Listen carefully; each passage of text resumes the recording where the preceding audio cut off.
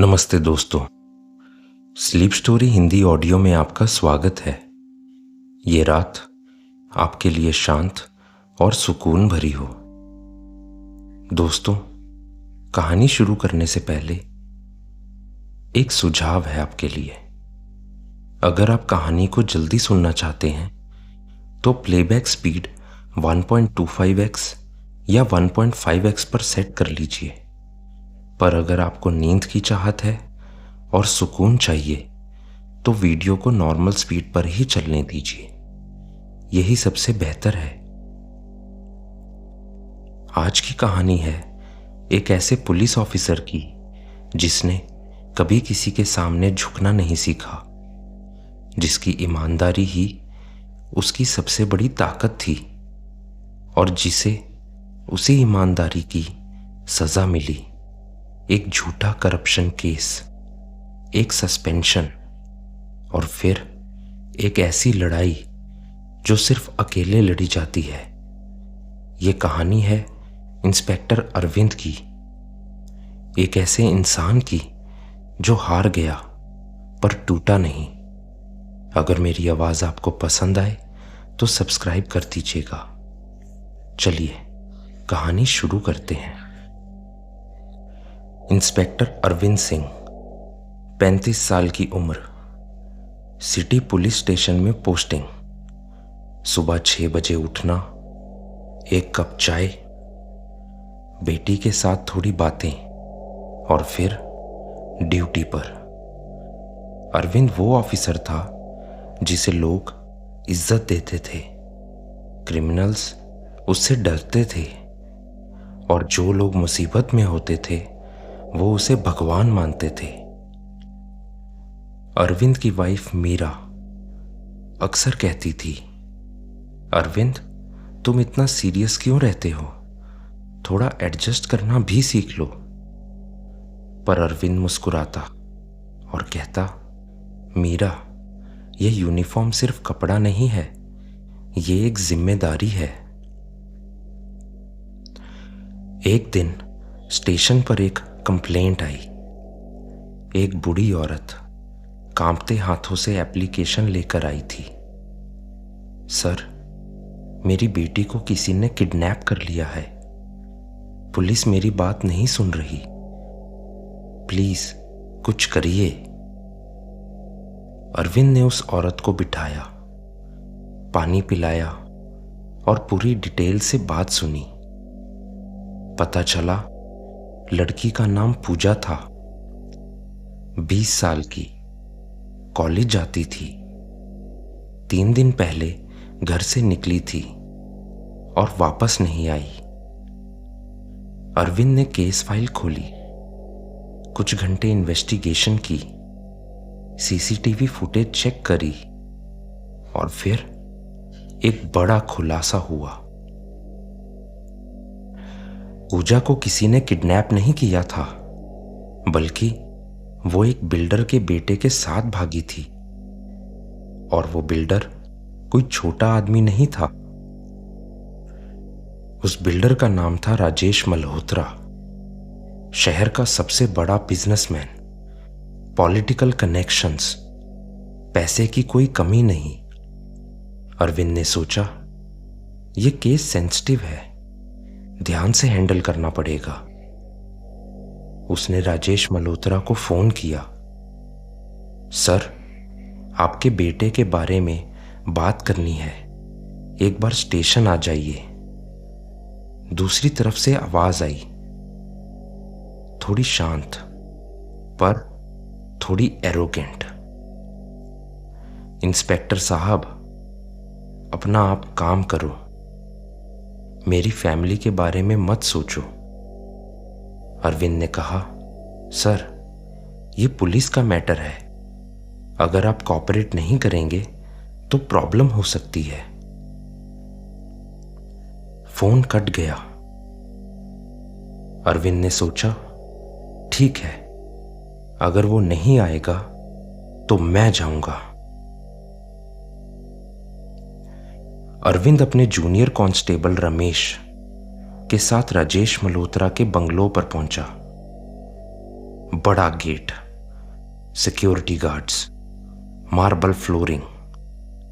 अरविंद ने अपनी आईडी दिखाई। हमें राजेश मल्होत्रा से मिलना है। अंदर से एक आवाज आई, अंदर भेजो। ड्राइंग रूम में राजेश मल्होत्रा सोफे पर बैठा था। महंगा सूट, हाथ में सिगार। उसने अरविंद की तरफ देखा भी नहीं। अरविंद ने कहा, सर, आपके बेटे रोहित ने एक लड़की को घर से ले जाया है। उसकी मां कंप्लेंट लेकर आई है। हमें रोहित से बात करनी है। राजेश ने सिगार की एक लंबी पफ ली, फिर बोला, इंस्पेक्टर, तुम जानते हो मैं कौन हूं? अरविंद शांत रहा। जी सर, जानता हूं, पर मेरा काम लॉ फॉलो करना है। राजेश मुस्कुराया, एक ठंडी, खतरनाक मुस्कान। लॉ? इंस्पेक्टर, लॉ वही होता है जो मैं कहता हूं। अरविंद ने कहा, सर, मैं आपका रिस्पेक्ट करता हूं, पर यह केस क्लोज नहीं हो सकता जब तक रोहित स्टेटमेंट नहीं देता। राजेश खड़ा हो गया। इंस्पेक्टर सिंह, तुम्हें पता है तुम्हारी सैलरी कितनी है? 50,000? 60,000? मैं तुम्हें एक महीने में उतना दे सकता हूं जितना तुम पूरी जिंदगी में नहीं कमा पाओगे। अरविंद की आंखों में कोई हिलावट नहीं थी। उसने कहा, सर, मैं अपनी ड्यूटी कर रहा हूं। अगर आप कॉपरेट नहीं करेंगे तो मैं लीगल एक्शन लूंगा। राजेश का चेहरा सख्त हो गया। ठीक है इंस्पेक्टर, तुमने अपना रास्ता चुन लिया। अगले 2 दिन अरविंद ने पूरी इन्वेस्टिगेशन की। पूजा को ट्रेस किया, रोहित से पूछताछ की। पता चला रोहित ने पूजा को फॉल्स प्रॉमिस देकर, यानी कि झूठा वादा करके भगाया था। अब वो उससे छुटकारा चाहता था। अरविंद ने पूजा को सेफली उसके घर पहुंचाया और रोहित के खिलाफ एफआईआर दर्ज की। पर राजेश मल्होत्रा चुप बैठने वाला आदमी नहीं था। 2 हफ्ते बाद अरविंद स्टेशन में बैठा था। अचानक उसके सीनियर डीएसपी वर्मा ने उसे बुलाया। अरविंद, तुम्हारे खिलाफ एक सीरियस कंप्लेंट आई है। अरविंद चौंका। कंप्लेंट? कैसी कंप्लेंट सर? डीएसपी ने एक फाइल रखी। Corruption, bribery, misuse of power. Arvind के पैरों तले जमीन खिसक गई। सर, यह सब झूठ है। मैंने कभी किसी से रिश्वत नहीं ली।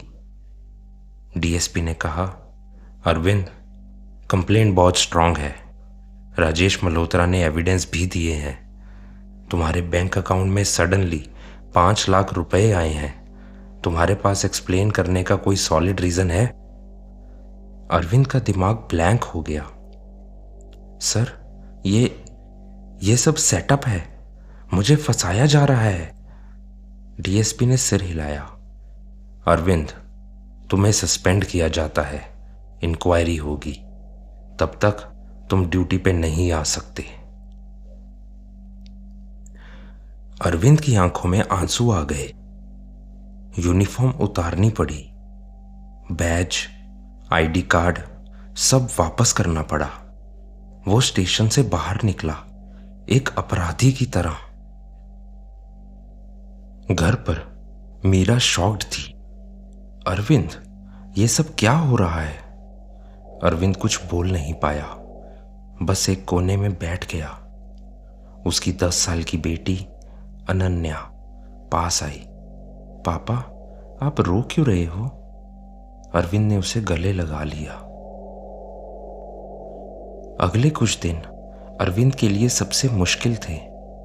सोसाइटी में लोग उससे बात करना बंद कर दिए थे। देखो, करप्ट ऑफिसर, सब दिखावा था उसका। कोई उसे सपोर्ट नहीं कर रहा था, सिर्फ मीरा और छोटी अनन्या। एक रात अरविंद बालकनी में खड़ा था, आसमान की तरफ देख रहा था। मीरा पास आई। अरविंद, तुम हार मान रहे हो? अरविंद ने कहा। मीरा, मैंने कुछ गलत नहीं किया, फिर भी सब मुझे गिल्टी मान रहे हैं। मीरा ने उसका हाथ पकड़ा। तो प्रूव करो, सच को बाहर लाओ। उस रात अरविंद ने एक डिसीजन लिया। मैं इस केस को खुद सॉल्व करूंगा।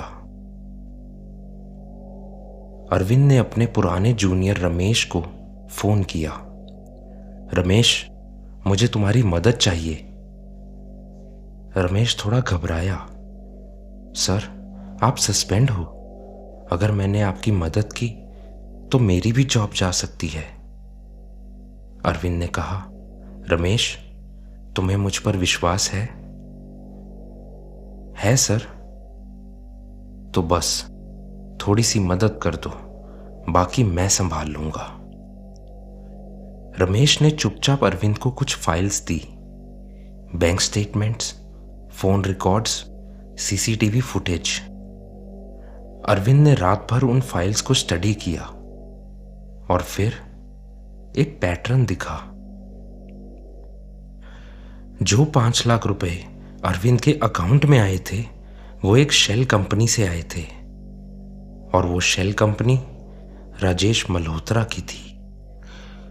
दोस्तों, मैं बताना चाहूँगा, शेल कंपनी एक ऐसी कंपनी होती है जिसका कोई भौतिक संचालन या बहुत कम या कोई वास्तविक व्यवसाय नहीं होता। ये मुख्य रूप में कागजों पर मौजूद होती है। इसका उपयोग अक्सर किसी अन्य कंपनी या व्यक्ति के लिए धन रखने, मालिक की पहचान छुपाने या अवैध गतिविधियों जैसे मनी लॉन्ड्रिंग और कर चोरी के लिए किया जाता है। ऐसी कंपनियों को मुखौटा कंपनी कहा जाता है। अरविंद को समझ आ गया, ये सब प्लान्ड था। राजेश मल्होत्रा ने खुद पैसे मेरे अकाउंट में ट्रांसफर किए ताकि मैं फंस जाऊं, पर ये प्रूव कैसे करें? अरविंद ने एक और इन्वेस्टिगेशन की। राजेश मल्होत्रा के पीए को ट्रैक किया। एक छोटे से रेस्टोरेंट में अरविंद ने उससे बात की। तुम्हें पता है राजेश ने मेरे साथ क्या किया? पीए नर्वस हो गया। सर, मैं कुछ नहीं जानता।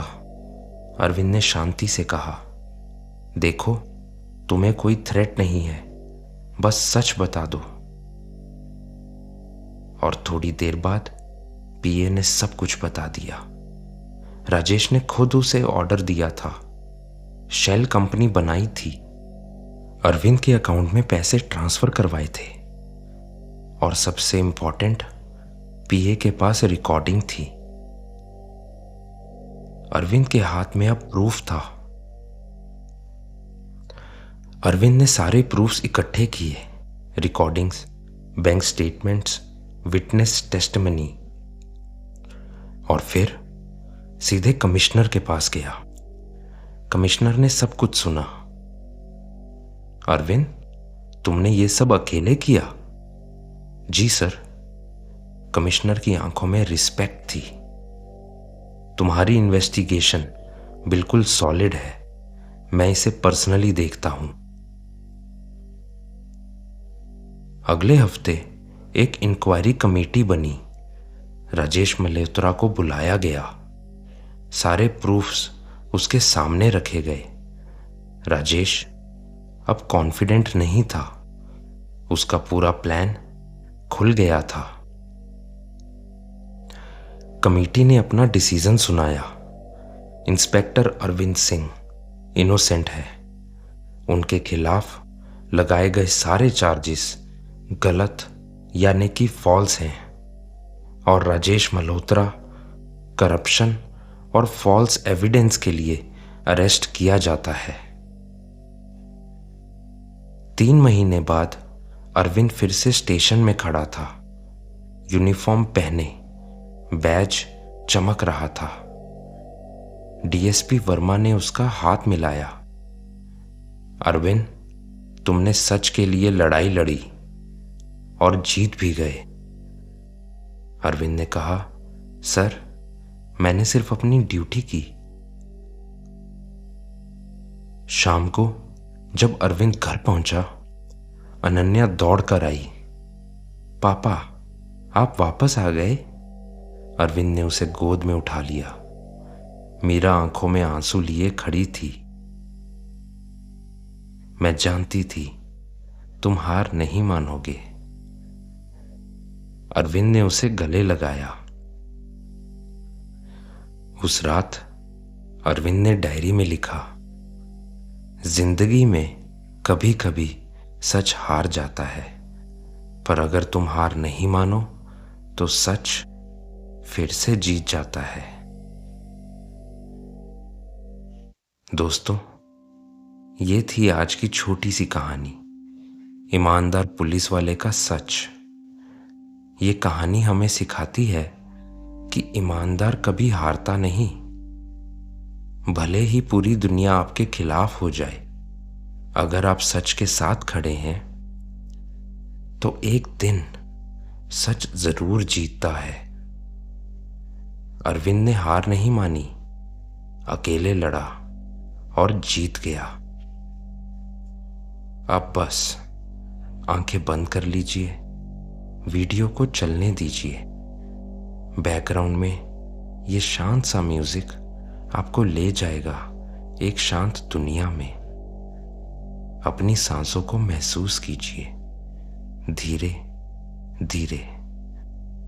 आज की कहानी ने शायद आपके दिल को छू लिया हो, या शायद आपको किसी ईमानदार इंसान की याद दिला दी हो, और यही काफी है।